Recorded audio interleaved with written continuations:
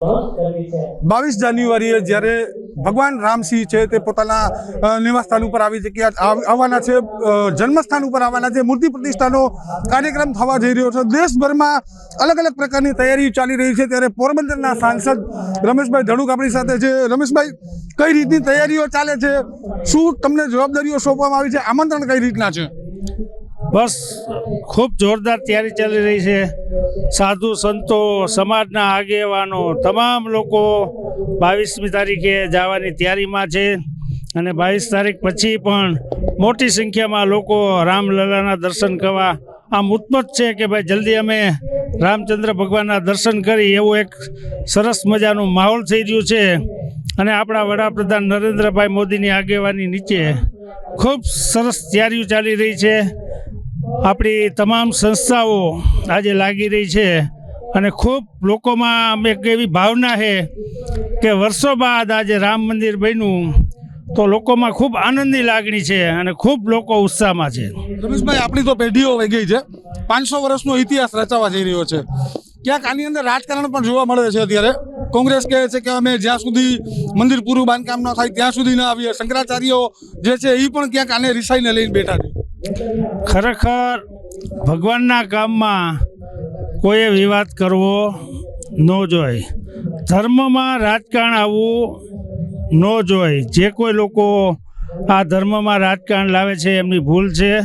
સાથે મળી અને આ 500 વર્ષ પછી આપણે આ ઉત્સવ આવ્યો છે તો આ ઉત્સવને બધાએ સાથે મળી અને વધાવી લેવો જોઈએ ને બધાએ રામચંદ્ર ભગવાનના ચરણોમાં પડી અને નમસ્કાર કરવું જોઈએ। રમેશભાઈ, મુખ્ય મુદ્દો મોઢવાડિયાએ ટ્વીટ કર્યું છે, ભાજપ તરફ તેના એંધાણ દેખાઈ રહ્યા છે।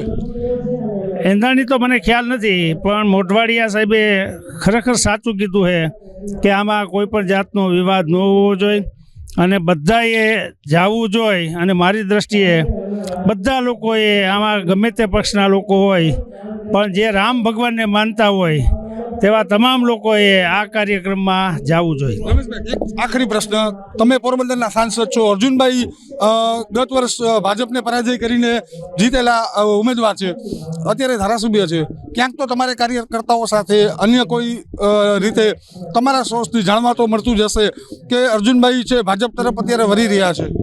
હજી મારી પાસે એવા કોઈ રિપોર્ટ છે નહીં। હમણાં મારી કથામાં, એ તો સ્વાભાવિક છે, ધારાસભ્ય તરીકે મેં કથામાં નિમંત્રણ આપ્યું હતું અને મારે એને આપવું જ જોઈએ, ધારાસભ્ય પોરબંદરના હોય અને આ પણ એક ધાર્મિક કાર્ય હતું। જેમ રામ મંદિર બની રહ્યું એમાં આપણે બધાને નિમંત્રણ આપીએ છીએ, તો એ રીતે મેં પણ પોરબંદરમાં એમને નિમંત્રણ આપ્યું હતું અને એને પૂરેપૂરી એમની ટીમ સાથે બધા આવ્યા હતા અને સારો ટાઈમ આપી અને કથા પણ એને ખૂબ સારી રીતે સાંભળી હતી। જી, ચોક્કસથી હતા રમેશ ધડુક, જેને સંપૂર્ણ ચર્ચા કરી છે કે ક્યાંક જે એંધાણો છે તે વર્તાઈ રહ્યા છે પરંતુ તે પૂરતી ખુલ્લી રીતે વાત નથી કરી રહ્યા, તો અર્જુન મોઢવાડિયાનો ખેલ પડ્યો છે તે વાત નક્કી થઈ રહી છે। કેમેરા પર્સન જયદીપ ત્રિવેદી સાથે ચેતન ઠકરાર, અબ તક ન્યૂઝ, રાજકોટ।